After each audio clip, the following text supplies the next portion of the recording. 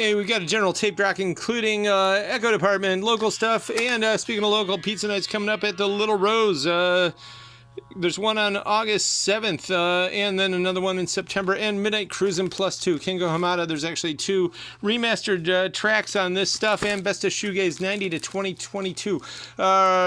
Riot is on here with Vapor Trail and Slow Dive and Lush, etc., but then there's cool stuff like Chapter House, Ultra Vivid Scene, ending and rounding it out with Galaxy 500, but newer stuff like Ringo, Death Star, and more. And Flatbush doing the Southern Rock thing, but out of North Olmsted back in 79, it was all the rage. And Earl Grant, one of his best records, has got The Look of Love, Going Out of My Head, and more, and also a really cool cha-cha version of Sunny. You can't get that anywhere else.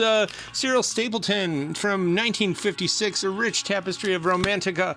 And hey, Hiroshi Sato, we got another one here. This is Orient, the ambient exotic album, with holding entangled guitar dojo and lion light inside its glowing starlight of tropic jazz. It's a big bag of monkey pod bones and soothing green pane stones, outlining an agenda of starship jungle funk, rocket horrifics, and essentially island rush fusion coming down to calm breezes. And look at that cool Moog on there.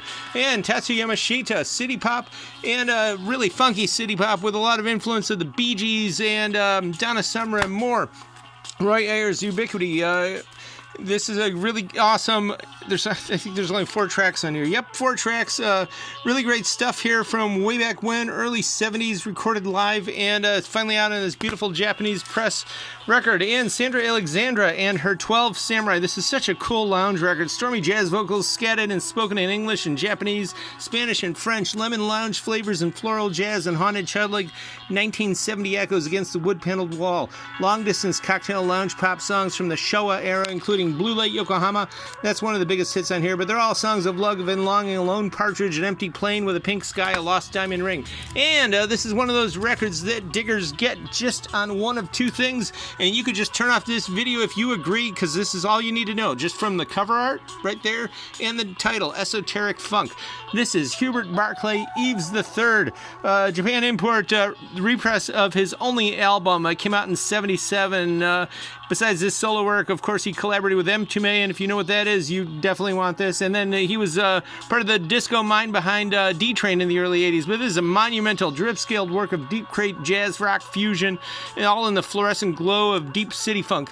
Dribbled console chatter, curled leafhorn rush breezes, raised ballast turf slings, and high-flown synecdotal soothings out of an episode of Chips. Highly recommended. New York Jazz Quartet doing the Exotica thing. And John Martyr, late John Martyr. This is a 77 experimental, I'd call it funky folk rock, but it's really a hard to pin down album, kind of like The Residents. Is very left field. Steve Winwood's on this, and hey, some good old chip tunes from a little over a decade ago, Lil Bob, and Bowie, some punk from 88 from Japan, alt punk indeed, and Night City from LA from the 70s, late 70s, 77. This is Nigel Harrison and Blondie and Ray Manzarek, of course, and Stoneground, some psychedelic rock, psych from 1970. And the cool thing is, right around that time, they appeared in the film Dracula, AD 1972. And Charanjit Singh, synthesizing. This is 10 ragas to a disco beat. This album, when it came out, it was a total flop in 82, complete failure, and then DJs and electronica people rediscovered it. There's 3 Roland synths on this record, and it's pressed on what's called Pearl Flip watercolor wax. It looks incredible. It's on our website. Go look at it on tcyshop.com. There's a photo of it. It's one of the coolest looking vinyl records we've ever seen, and this is really the forerunner of Acid House. And if you just hear this, you're like, you wouldn't believe this was 82 in India. He's just mixing Indian classical ragas along with disco and electronica. Cool stuff, 2 LP, nice and heavy. All this at the current year 5580 Ridge. Definitely check our site before coming out, because as you know, it's summer. We're not always here, but tcyshop.com is always here for you, so go peruse that website, have fun, and come on out when we're open.